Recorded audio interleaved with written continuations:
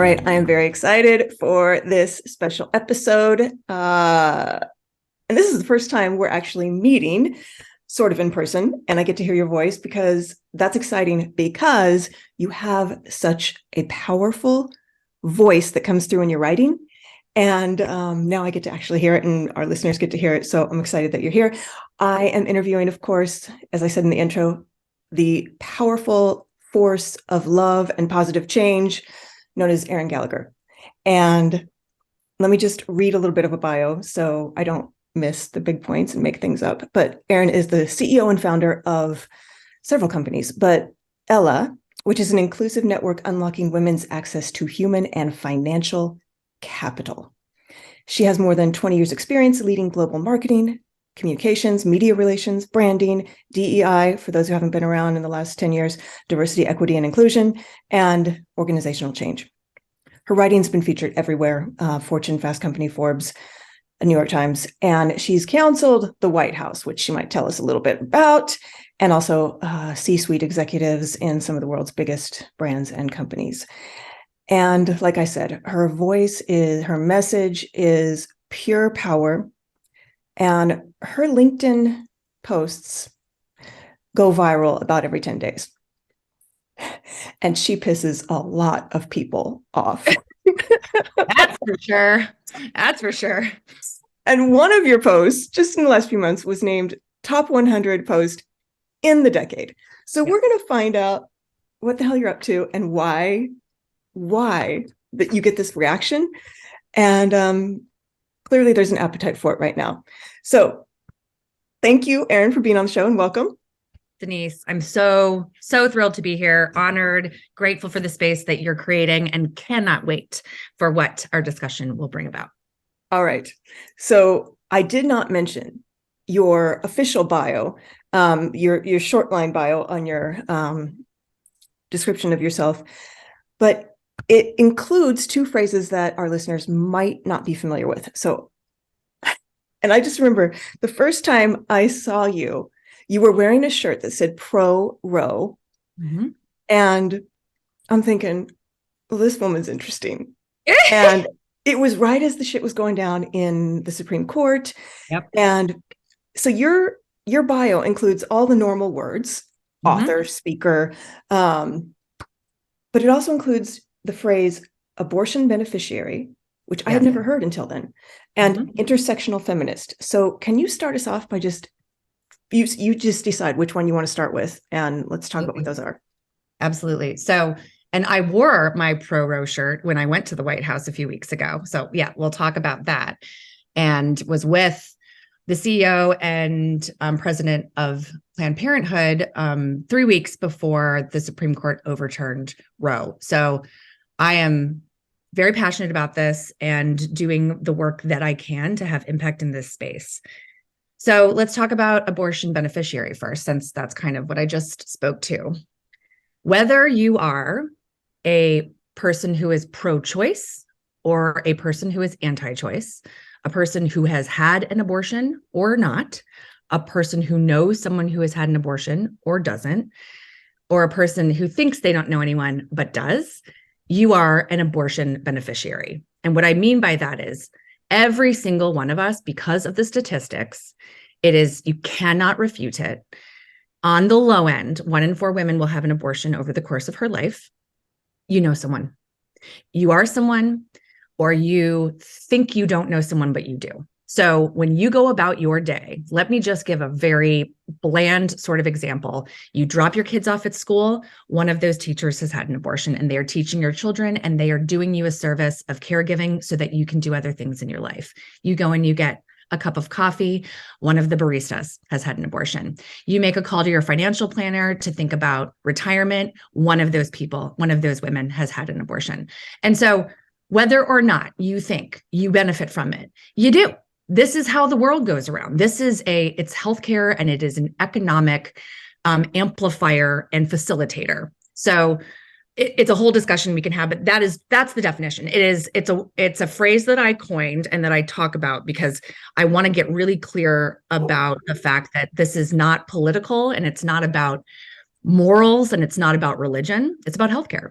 and everyone benefits from abortion. Okay, so intersectional feminist is the only type of feminism that matters and exists. There was a quote from Gloria Steinem recently where she said, white feminism is not feminism because feminism by definition is intersectional. And so we have seen, unfortunately, over the past 40, 50, 60 years, a lot of feminist movements that did not bring along women of color and in particular Black women. And so for me, it is deeply important that when we talk about feminism and we talk about doing the work of making sure that gender equity is aspirationally what we're headed towards, that we are talking about all of the intersections that make up the diversity of who a woman is: age, gender, race, whether or not the person has chosen to be a mother. So we need to be thinking about all of those. And if feminism is not intersectional, if gender equity is not intersectional, then it is neither of the above. We're only like 3 minutes in and I have goosebumps and kind of tears, like I'm holding back. Don't hold back. Don't hold back. And I'm so glad you brought up, I'm like, you can hear my voice. Yeah. Yes. I'm so glad you brought up the Gloria Steinem quote, because the elephant in the room is that we are two effing white women talking about this. That's right. And I just want to talk about that a little bit, because I know my clients know that I am hella sincere. And I know that your people know that you are hella sincere. But of course, we don't get it. We cannot. We can be the most empathetic people in the world. And I am. I'm like, it's an accident of nature that I'm this. I didn't plan this. I didn't plan this color. And frankly, I don't even understand why this is superior. Like this is a dumb color because the sun is burning us all the time. So I think my clients get that. But at the same time, I feel a little weird. And of course, I talk to people of every race and color on the show. But what do you think white women's responsibility is? And how can we not fuck it up and take over, the conversation too much? Yeah. Yes. I'm looking at my bookshelf here. I have almost an entire shelf dedicated just to the deconditioning, the unlearning of what it is to be a white woman, feminism, all of those things. There's, a beautiful book by Saira Rao called White Women, and it's about this, right? It's about this reality that the people that hold the most power in the world next to straight white men are straight white women. And what is so dangerous about straight white women is that they get to sit in two places. They sit in the room of a workplace with just the men, and they are the only woman often on a leadership team. So they are the representative of women in that room. They're the one and the only.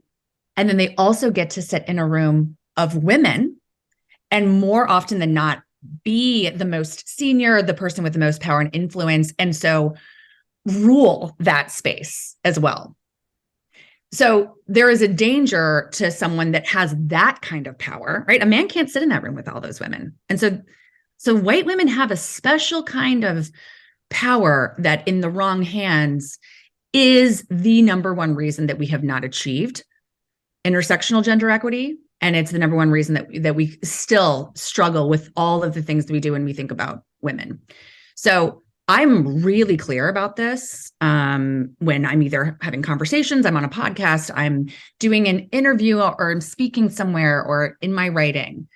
I'm really clear about two things. One is I acknowledge the privilege that I have as a straight white woman, cisgendered woman. And as you just said, I didn't deserve this. I'm not treated like I don't have more privilege because I deserve it or because I did anything to earn it.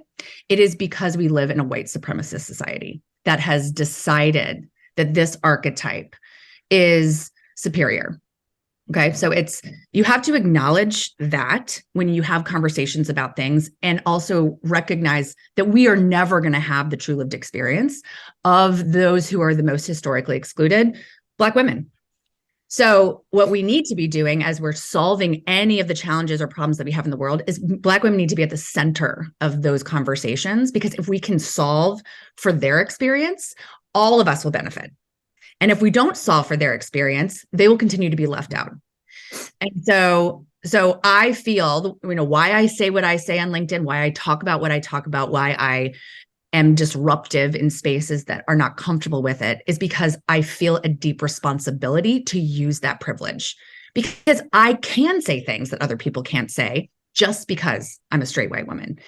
And so I better be having really tough conversations and pushing things, and also saying things that other people shouldn't have to continue to say about themselves. So that's one piece. And then the other piece that I think is important is, and I say this as well, some of the most toxic women in my professional experience have been white women.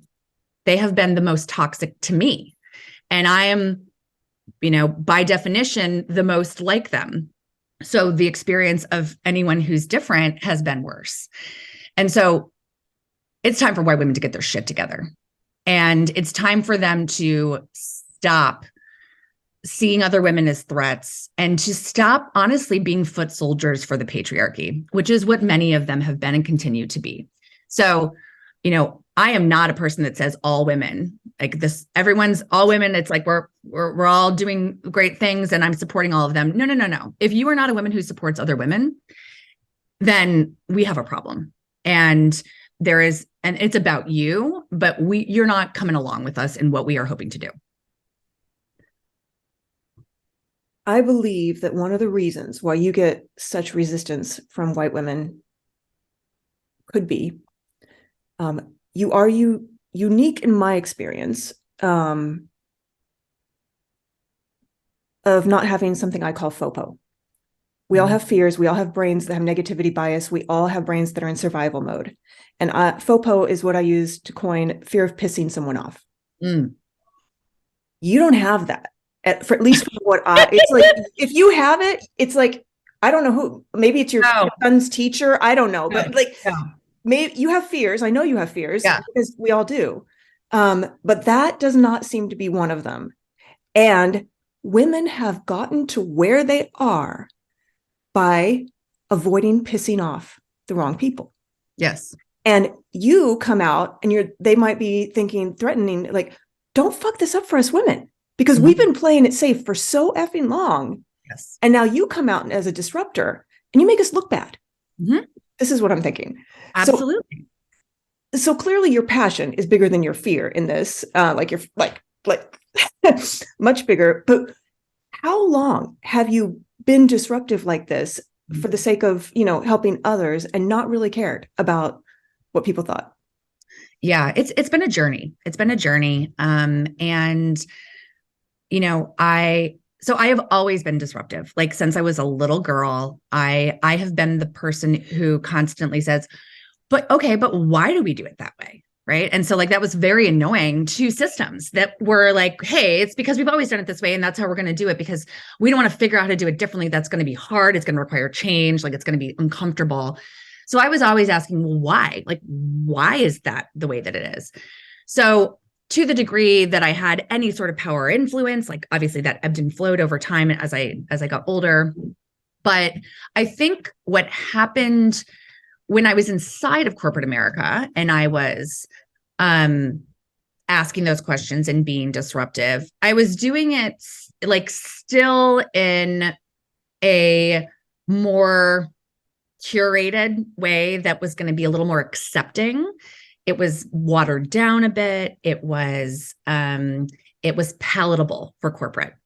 And still the response that I got from so many women, white women who are, senior to me, the hallway conversation after I was asking those harder questions, I stopped someone from doing something and I said, that's not acceptable, whatever it looked like. The hallway conversations were always, you don't have to fight about everything. You didn't have to ask that way. That's not what he meant. You're too sensitive, right? And so it was just this real constant gaslighting that was meant to make me mistrust myself, because the message was, your intuition is wrong. Your experience is not real. Your feelings are invalid. And so I let people tell me what I was thinking and what I was experiencing and who I was for a really long time. And even in the first company that I founded, some of that was still at play. So truly, the very first time that I was able to come out as the version of myself that is filterless and is saying the things that I think need to be said is about a year ago, when I exited that first company and took a career break for 4 months and then started on the journey of creating my own company where I answered to myself. So I also recognize the privilege that I have in that situation. And I also feel deep responsibility because of that. I get messages all the time on LinkedIn from women that say, the post that you did today, I've never felt more seen in my life.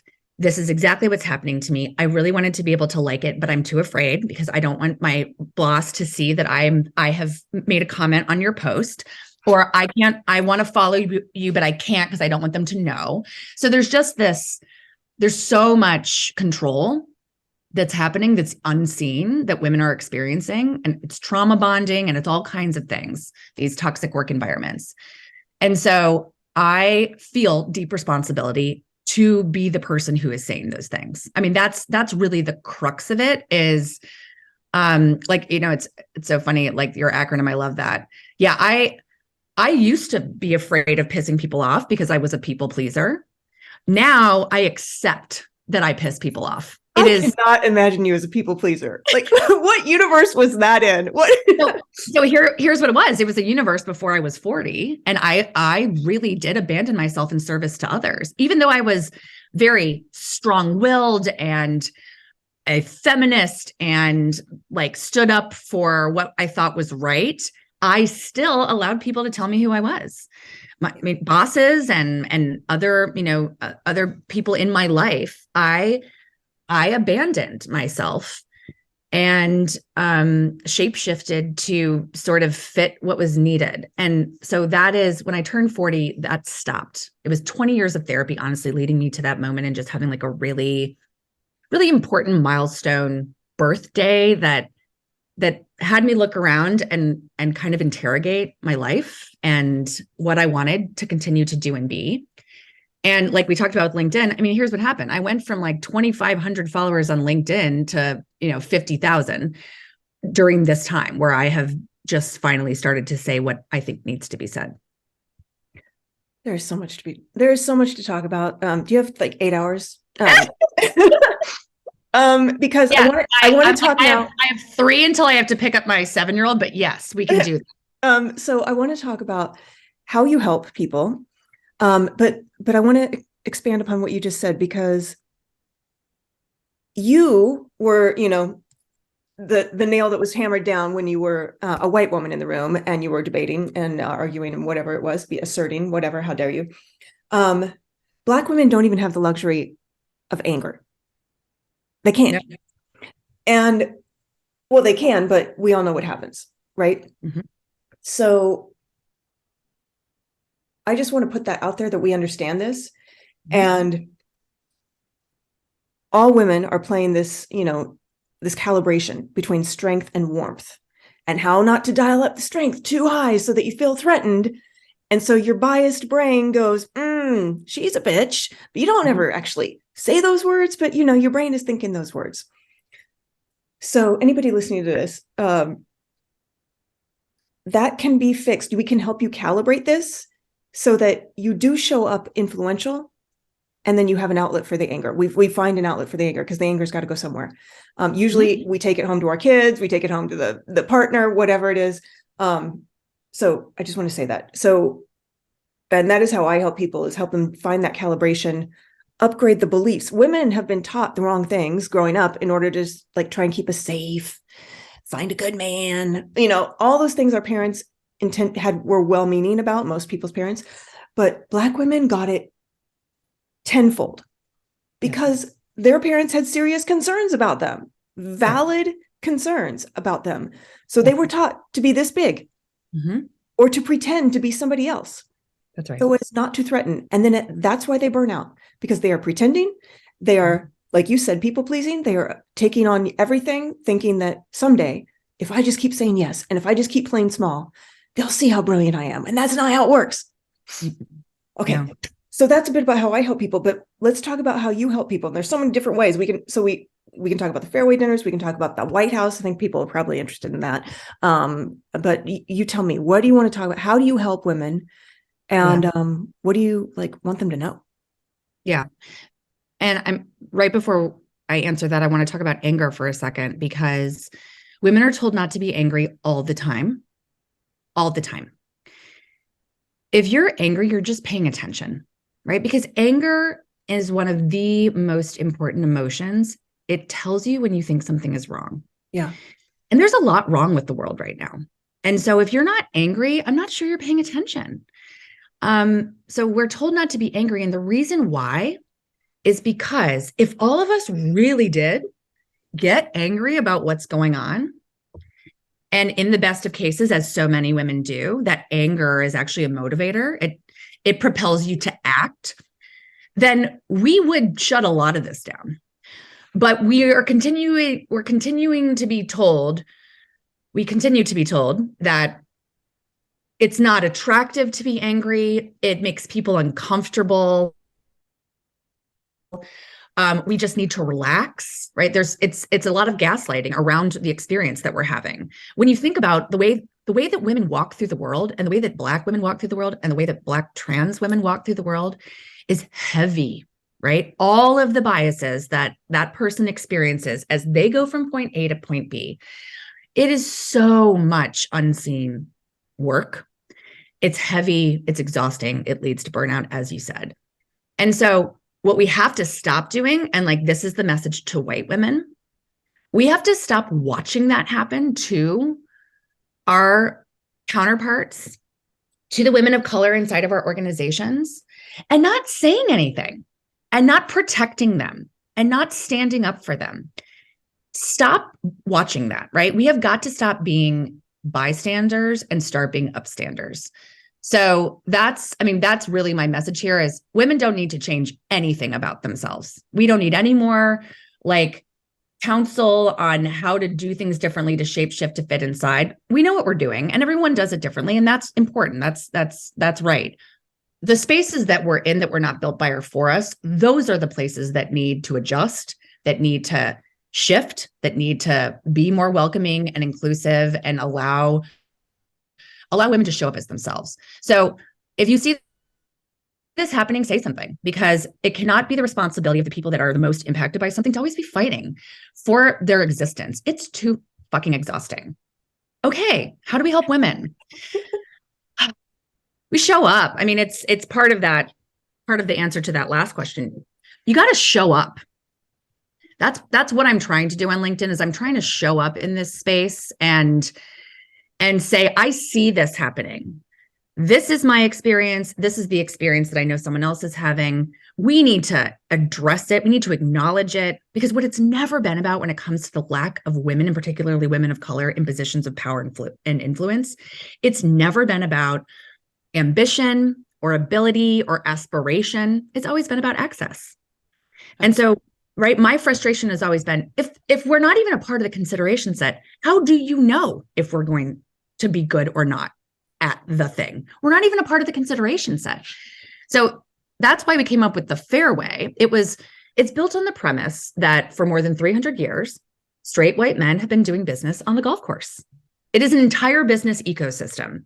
I mean, when I think about it, it is stunning.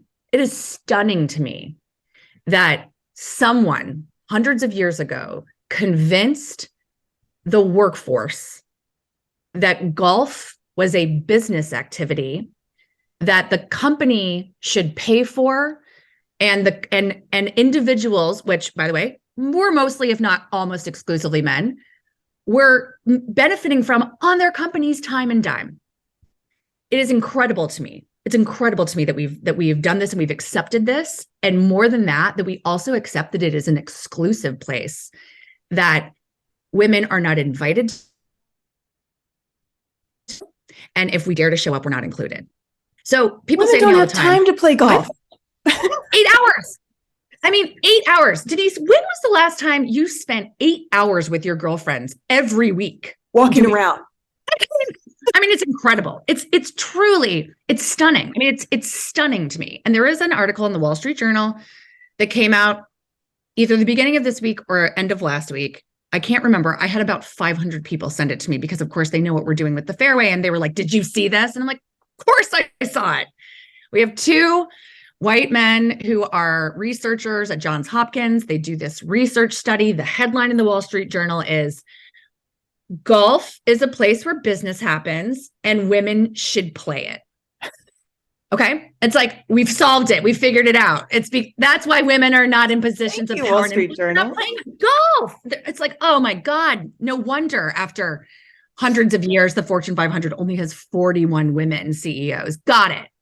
So it's like, no. We're missing the forest through the trees again. This ain't about golf. It's about access. Because even if women show up to those tea times, the conversation changes because they don't think we should be there. That's the problem. My problem is not with golf as a game. My problem is not with straight white men as a group of people. My problem is with systems that were not built by or for anyone but one group and exclude everyone else.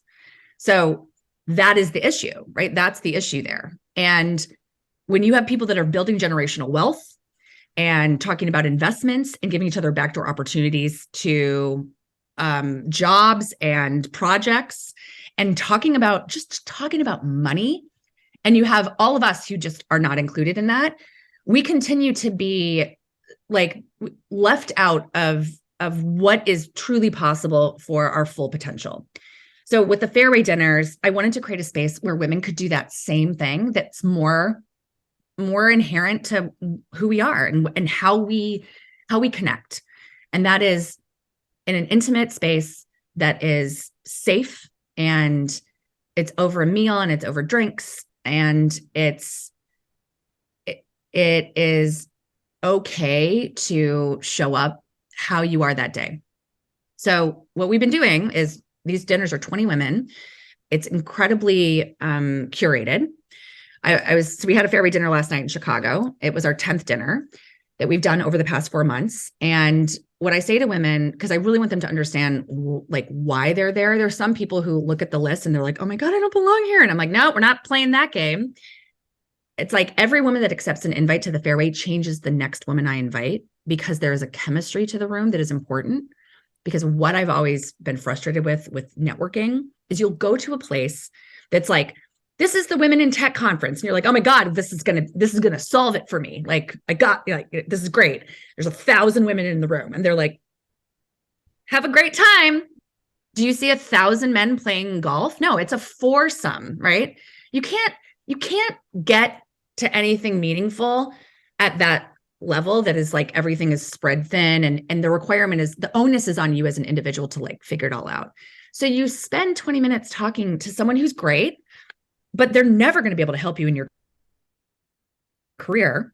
And across the room was the person that you didn't speak to that could have changed your life. Like, I wanted to take the work out of the networking piece and make it so that if you're in this room, everyone there is there because you're there.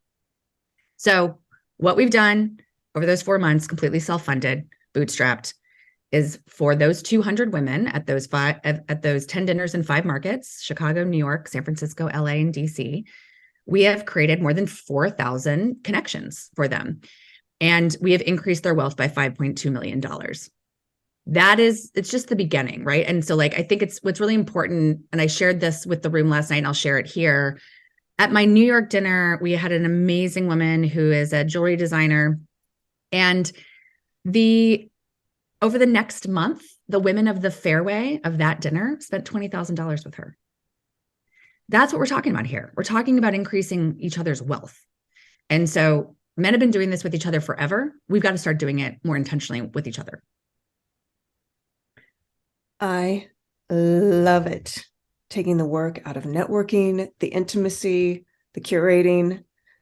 I love it. And this gets back to a word I don't think I've brought up yet, but that you are also described as We've talked about the bold, innovative, and all that, courageous, but pragmatic.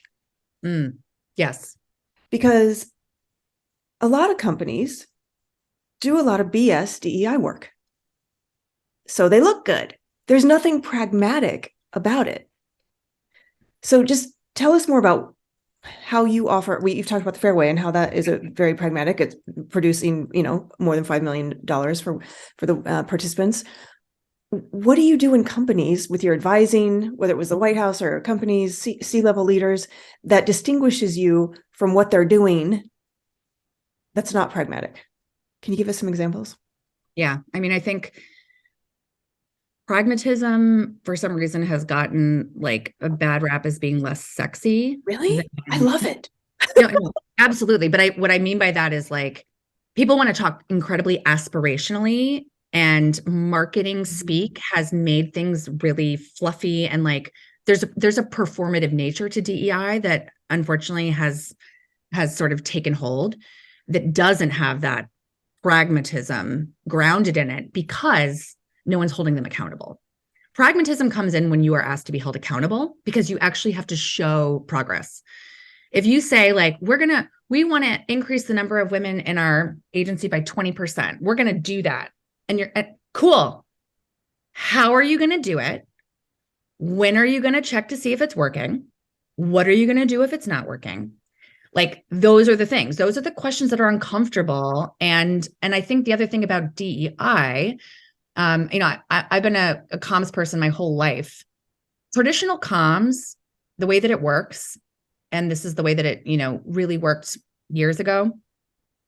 You would do something, you do a campaign, you would like get all of the results, and then you would tell the story. So you would say, this is all wrapped up and done. Here's what we did. We're so proud. This is what we achieved. Have a wonderful day. Inclusive communications, which is what diversity, equity, and inclusion and access are all surrounded in, is way messier, and it's not wrapped up in a bow, and it doesn't end. And so it's actually a completely different approach where you have to talk to people all the time. You have to tell them what you're doing well and what you're not doing well at. You have to be open to feedback. Like, the world has changed. Like, the expectations of consumers have changed, the expectations of all of your stakeholders, your employees, it's all changed. And so you need to be comfortable with the unfinishedness of it and the messiness, and like, people always say like, hey, I was doing something and then I felt uncomfortable, and so I backed away from it. It's like, no. The more uncomfortable you're feeling, the more you need to go towards it and through it. That is change. Change is discomfort, and it's two things that are, when you think about equilibrium, it's two opposing forces pushing together and trying to land somewhere in an equitable middle. There's no like direct path to that, and every company has a different set of values and products or services, and so you have to be really authentic to yourself. And so when I've worked with Fortune 500, Fortune 100, Fortune 1 companies to do this, it's like, don't be so grandiose that you can't even start. Pick a thing that you can actually measure, that you can achieve, and then start to build on that. And that is how true change begins to happen. And then what I will always advise clients on is, if you want someone to pay attention to something and prioritize it, tie it to their compensation. No one pays attention to something like they do when their bonus can be impacted by the lack of their ability to deliver those results. And so that to me that's where the rubber meets the road, right? This is we have those same accountability metrics for what we call business decisions, sales, revenue, increase in staffing, all of those things. You have a target, you meet it or you don't, and you are held accountable for it.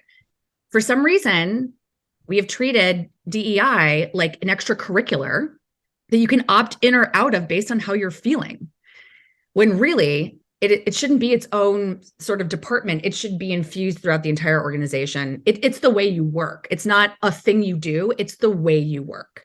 And so you actually should have DEI practitioners inside of every facet of your business. There should be DEI practitioners who are on your sales team, who are on your marketing team, who are like on your biz dev team. I don't believe that we have gotten far enough with siloing these individuals and not giving them the resources, the power, the influence they deserve to actually see true change. Yes. And then they become figureheads,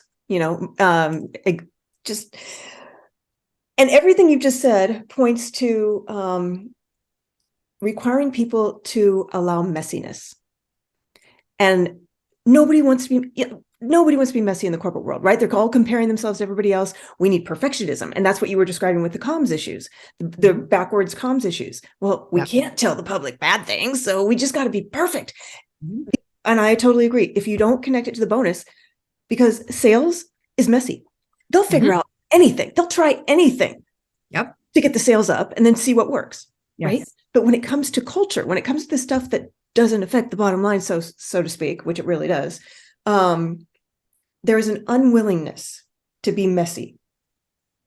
There's an unwillingness to allow for failure. Yeah. And that is, if you don't fail, you cannot innovate.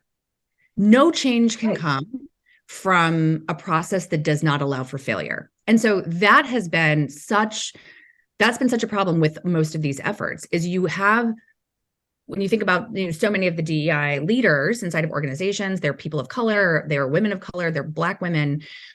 They're in between a rock and a hard place because they have a unwinnable expectation to achieve something that does not have the power, resources, or influence necessary to get it done. And they can't try anything new because if they fail, then the message is, this is why we didn't do this before. So, this is a gendered thing as well. It's not just about DEI work. Like women, the expectation we have of women is so different than men with respect to failure as a leader. I mean, don't even get me started on WeWork and Adam Newman, and that he could lose billions of dollars and come back like a year later and be reinvested in with hundreds of millions of dollars. I mean, it is stunning to me. It's stunning to me because no woman has ever been allowed to do that. No woman has been allowed to fail that big. Well, and the fact that he even got funded in the first place.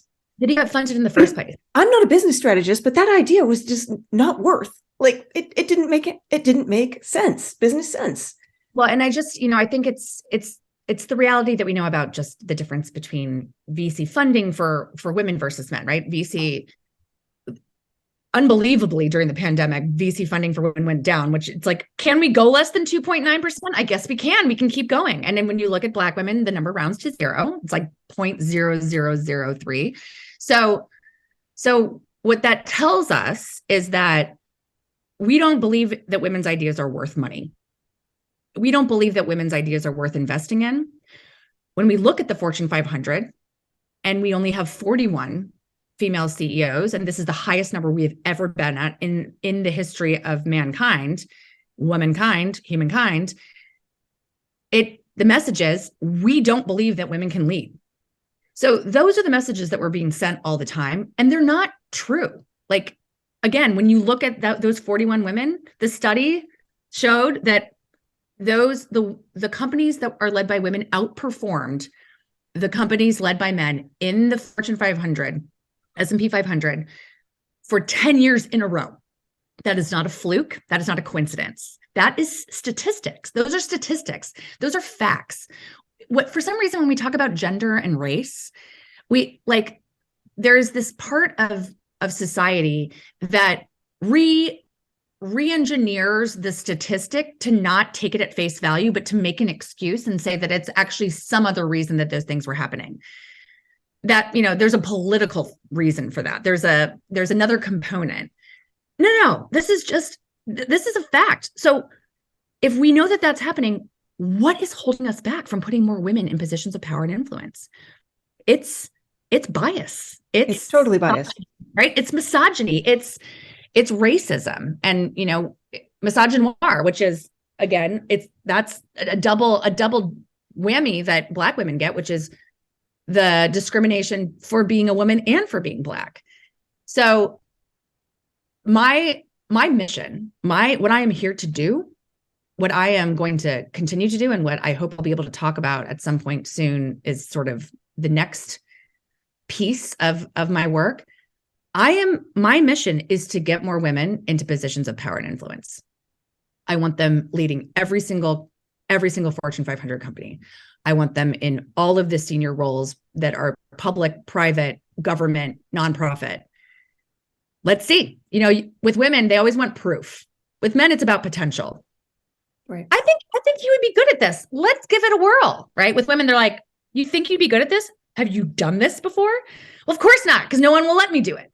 So, or you've only done it for 5 years. You've only done it for 5 years, right? It's like, and again, what we know about women, and what we know about women and Black women in particular, is they are overeducated in order to be considered. And then they are told you are overqualified for this job. So they cannot win, right? Right. Women just can't win. It's why so many women have left the workforce. We're seeing women leave the workforce in higher numbers than we have ever seen in our entire history, with nowhere to go.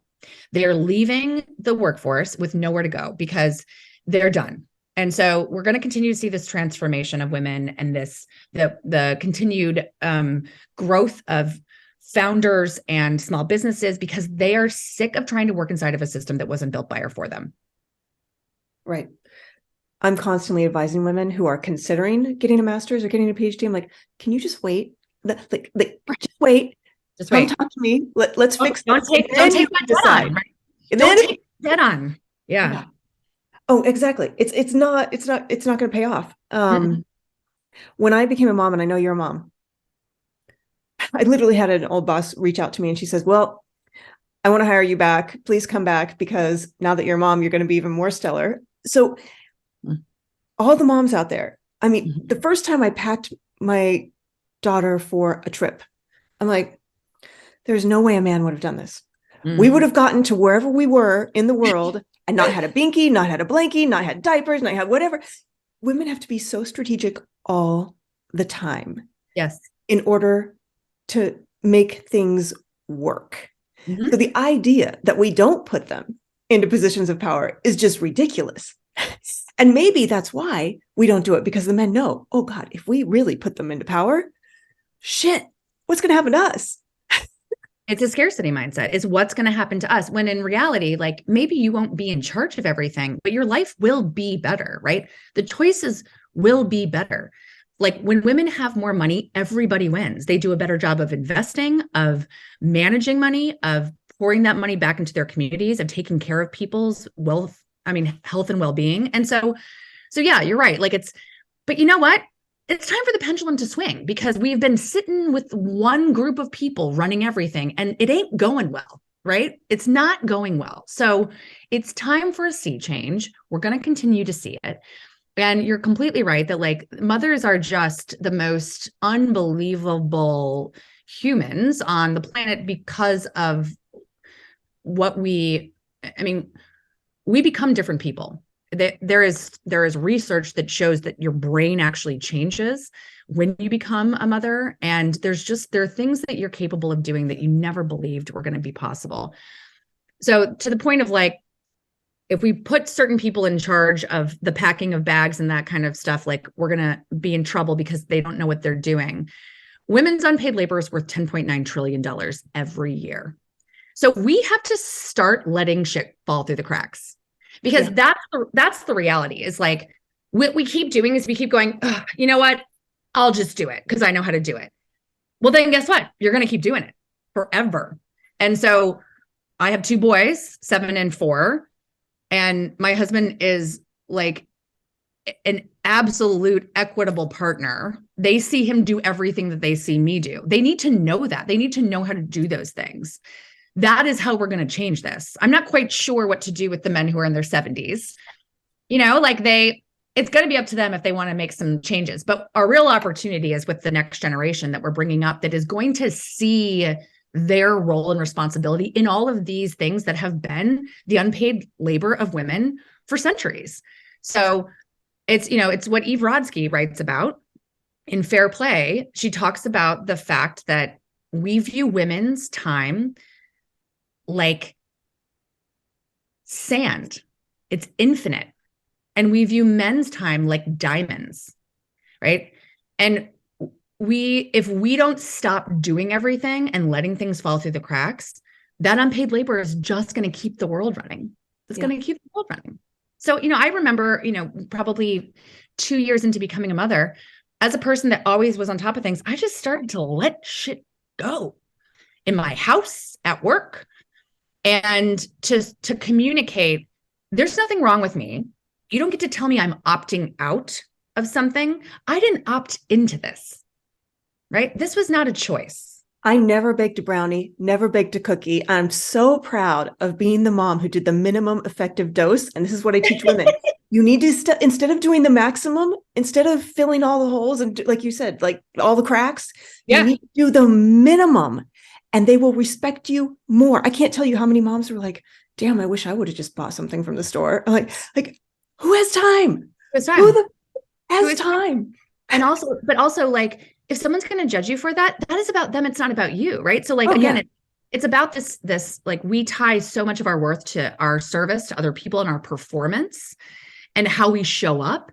And like, a lot of that is just conditioning. And so we need to just communicate, this is what I was capable of doing. This is what was possible. That's why I wasn't judged, I don't think. And that is why I had no shame. Yeah. Like, this is my capacity right now. And so I'm doing the best I can, given my capacity. And I tell that to my clients all the time. I don't care if you did like C- work right there. It was brilliant. Mm-hmm. And now we just need to figure out how to do C- work that's brilliant when you do have capacity. Yeah. So you can feel great and not overperform. That's the most, like, I get tears when a client comes to me and says, I was working 90 weeks, 2 weeks ago, I'm working 90 hours, I'm working 40 hours. Got a text from a woman last night. She was in the top 10 list of DEI practitioners nationwide. I don't know how she got nominated or whatever, and your 5 million reminded me. She reallocated so far $5 million to Black employees. Incredible. And she was working 90 hours and she goes, I just got to figure out how to work 100 because they asked me to take on one more thing. Nope. So now she's working 45, spending every night at home with her kids, with her husband. And she sent me 3 text photos last night. Yeah. She was featured in Essence. And I'm just like, you're going to make me cry. I'm like, looking, I showed my child, and like, look at what she did. Right. And again, it's like, look what you did when you reclaimed your time. Yeah. And your pride, because yes. Yeah. So do less, receive more, feel more capacity, and then enjoy life with it. And when you were talking about that scenario, all the unpaid labor and everything, it reminded me of mothers. It reminded me of the movie Everywhere All at Once, Everything Everywhere All at Once, which reminded me that you are the founder of the Hype Woman movement. So it's really fun. And for people who haven't heard of it, can you just tell us about it? The really quick story is that during the Golden Globes, Michelle Yeoh won Best Actress for Everything Everywhere All at Once, and her co-star Jamie Lee Curtis was overjoyed for her, and a photo started to circulate of this moment of her with her arms up, just screaming in excitement. And I saw this photo and I thought to myself, God, we don't see this enough. Women supporting other women as if it was their own success. And as I do, when something is sort of in my head and I need to process, I wrote a post on LinkedIn and I said, ladies, this is your vibe for 2023, unabashed hype woman. This is what we're going to do. We are going to support each other. We are not going to see other women as threats. We are going to decondition from that. We're going to unlearn what we've been taught, that another woman's success detracts from ours, that her light dims yours, right? These are all things we've been told because they wanted us to stay small. And they wanted us to also focus on fighting each other so that we were distracted from the real task at hand, which is the dismantling of a white supremacist patriarchy. Yeah, they wanted only one woman at the table. Correct. And if you hype everybody, then what do we do with all the other qualified women at the table? Oh my God, there might be 5 of us. What are we going to do? Right? They're going to have to put more chairs there. I mean, God forbid. So I wrote this post. It went viral on LinkedIn, and Jamie Lee Curtis's friend saw it and sent it to her because she thought that Jamie would appreciate it. And Jamie posted it on Instagram, and then it went everywhere on Instagram. And so within probably 48 hours, it was picked up by about 15 global publications. The Today Show, Huffington Post, Guardian, lots of different places. And Jamie and I started to communicate. And she said, I love what you're doing. Thank you for writing this. This was really just a very honest, authentic moment that I didn't know was going to touch people.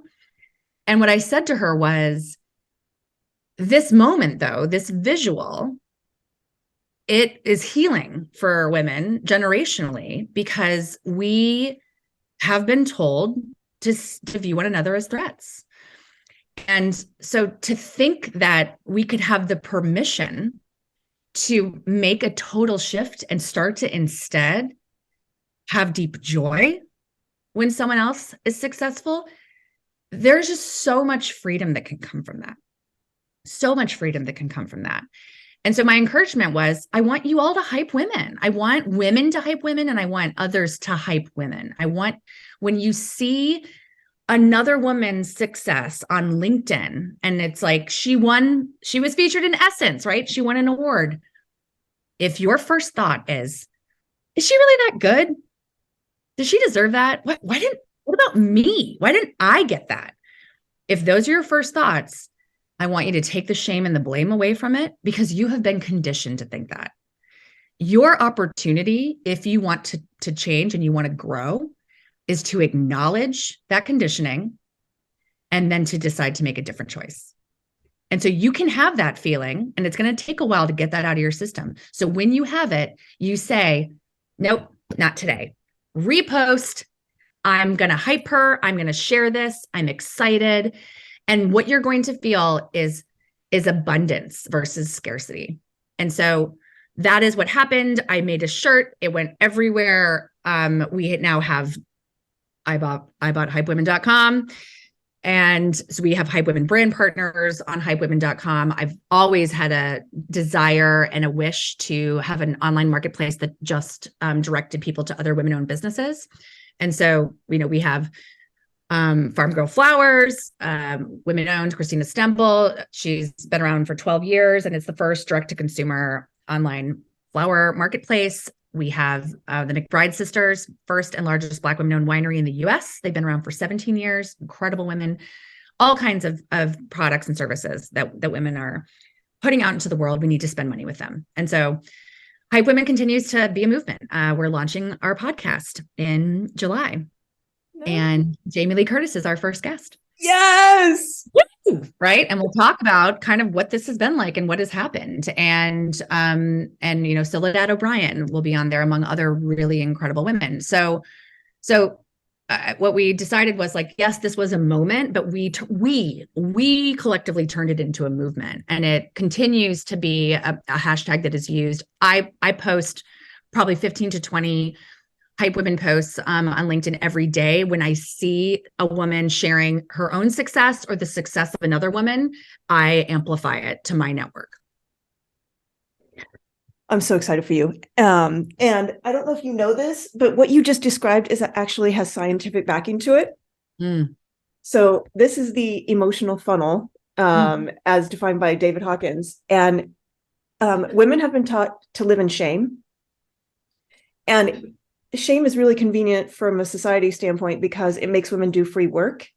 It makes women overprove themselves, and it creates inflammation and pain and anxiety and all the shit that comes with it. I'm like, why are you just describing my personhood? That is all of the things. Right. Yeah. And so that's where they try and fake it, but it's all coming from a place of unworthiness. That is just a fucked up story that they inherited growing up. So when you said forgive yourself, notice that you did that with that other woman. Forgive yourself. Okay. So then you go up to fear, like, oh shit, I'm not good enough of her. It still sucks. Fear's a bad place to live.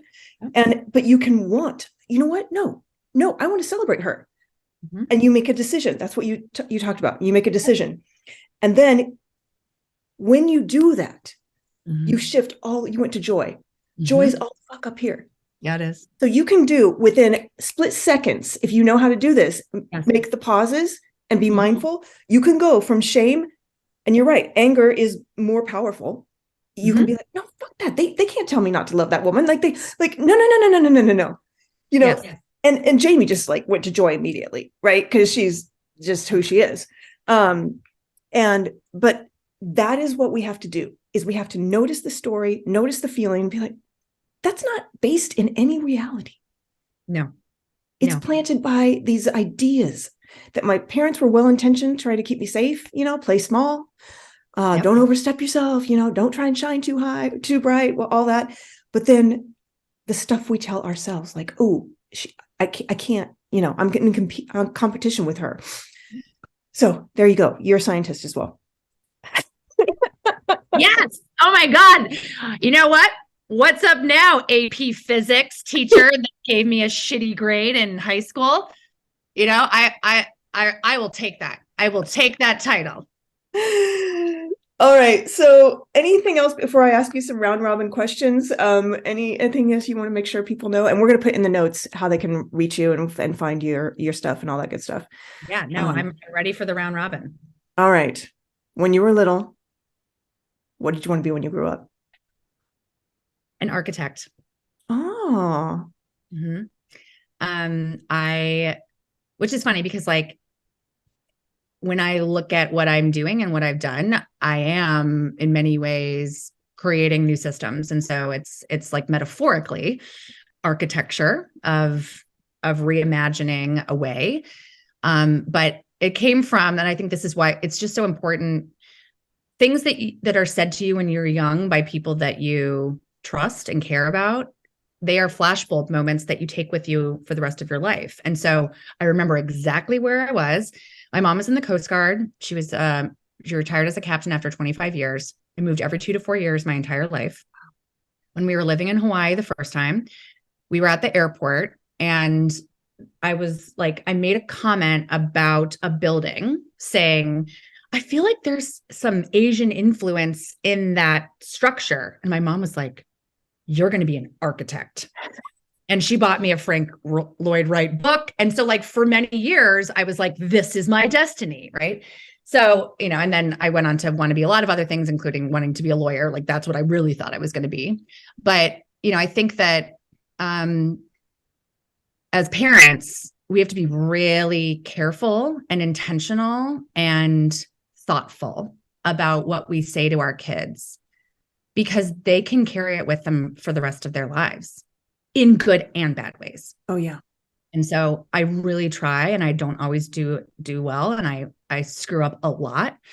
I really try to pause and sort of recognize what's going on for me before I respond to what's going on for them.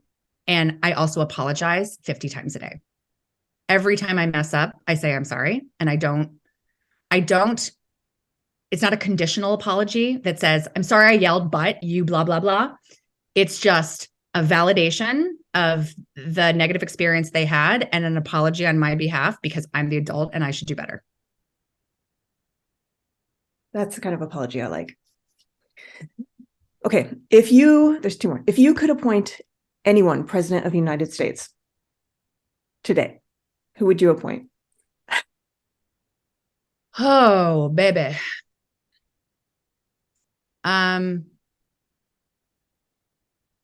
I kind of have 2 answers because in a perfect world, what if we said in a perfect world where that person would not be assassinated because of who they are and like scrutinized? I mean, I would like it to be Alexis McGill, who is the CEO and president of Planned Parenthood. I would like her to be the president.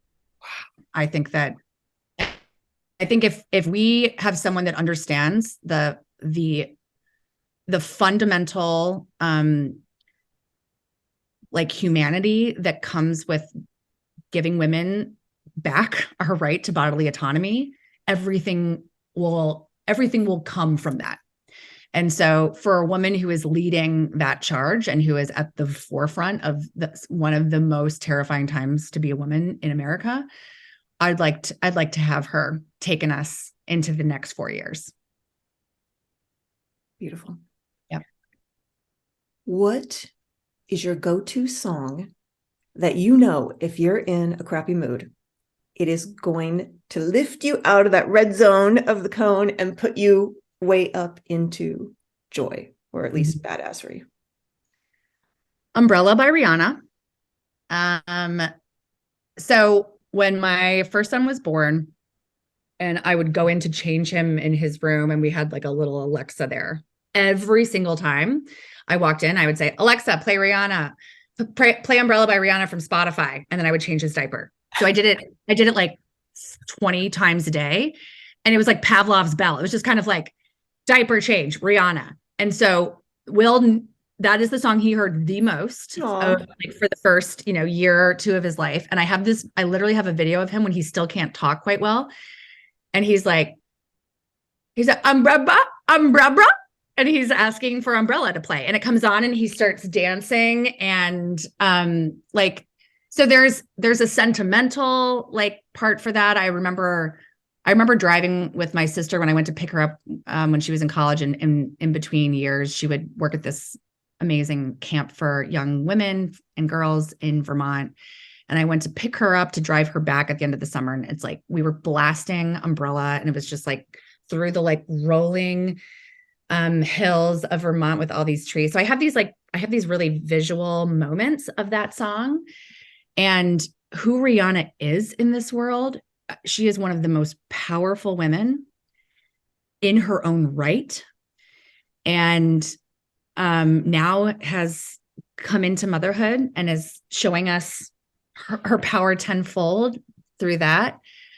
And the words, what that song means, about supporting people and showing up for people, which was really sort of the first question you asked is, how do we support women? We show up. We show up. I can see her as president too. Yeah, I'm totally in for it. And it's like, yes. Okay. And also like, we're all going to be wearing Fenty, like Savage by Fenty. Like we're doing all of it. Like we're wearing her makeup, we're wearing her clothing, we're singing her songs. Yes, let's go. Like, please put black women in charge, and it will be sorted. Pay them. Put them in charge. She's being paid. She is being paid. And is it a coincidence that your company is Ella? So guess what? That is a coincidence.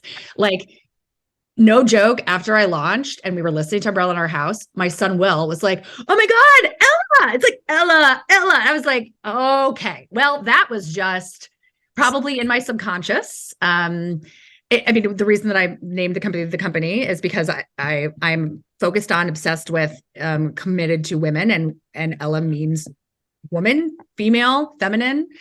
But yes, that was a coincidence. That was very intentional by the universe. The universe had its plan, and it came to fruition. All right. Well, if I had copyright, I would play this song at the end as we're trailing out. But I get in trouble when I do things like that. So I'm not going to do that. But everybody can go and listen to whatever their song is. So thank you, Erin, for being with us and for sharing your passion and for doing what you do in the world. And I look forward to connecting again. And I'm excited to share this with the world. Thank you, Denise. I knew this was going to be a really powerful conversation, but it exceeded my expectations. And I hope that it fills women up and reminds them of who the hell they are. So grateful to you for creating this space. Amen. Let's remind them.